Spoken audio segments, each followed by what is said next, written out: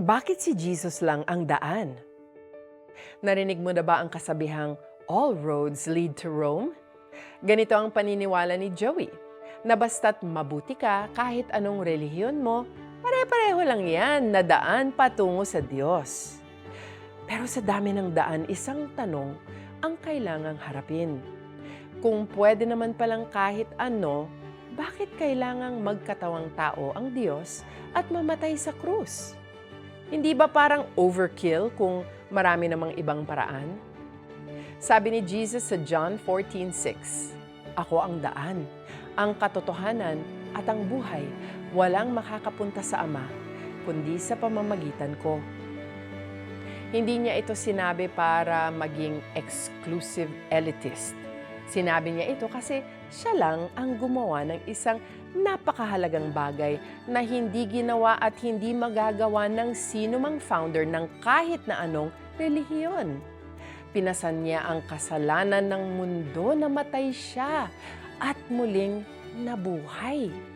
Walang ibang figure sa kasaysayan na may parehong claim at may eyewitness records para patunayan ito. Hindi ito simpleng usapin ng pagiging mabait. Romans 3:23 says, ang lahat ay nagkasala. Kung kaya nating iligtas ang sarili natin sa pamamagitan ng kahit na anong relihiyon, then the cross was unnecessary and God made a tragic mistake. Pero hindi siya nagkamali. The cross proves there is no other way kundi siya. Kaya kung sinasabi mong lahat ng daan ay pare-pareho, magandang tanungin, alin sa mga daan na yan ang nagbigay ng tagapagligtas na nagbuwis ng buhay para sa iyo? Wala nang iba. Si Kristo nga lang talaga. Let's pray. Panginoong Jesus, dahil totoo ngang ikaw lang ang daan, ayokong makaligtaan yon. Gisingin mo ang puso ko sa katotohanan. Turuan mo akong magtanong, magsaliksik, at magtiwala. Salamat sa iyong sakripisyo. Salamat dahil hindi mo kami iniwang manghula lang ng daan patungo sa Diyos Ama.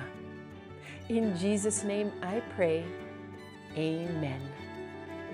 May kaibigan ka bang curious o skeptic? Imbis na pilitin silang maniwala, bakit hindi mo sila i-invite na magtanong? Magbasa kayo ng Gospel of John together and let the truth speak for itself. Sumagot si Jesus, "Ako ang daan, ang katotohanan at ang buhay. Walang makakapunta sa Ama, kundi sa pamamagitan ko. Kung ako'y kilala ninyo, kilala na rin ninyo ang aking Ama. Mula ngayon ay kilala na ninyo siya at inyo nang nakita." John 14 verses 6 to 7. I hope you were blessed by today's Tanglaw. I'm Joyce Burton Titular.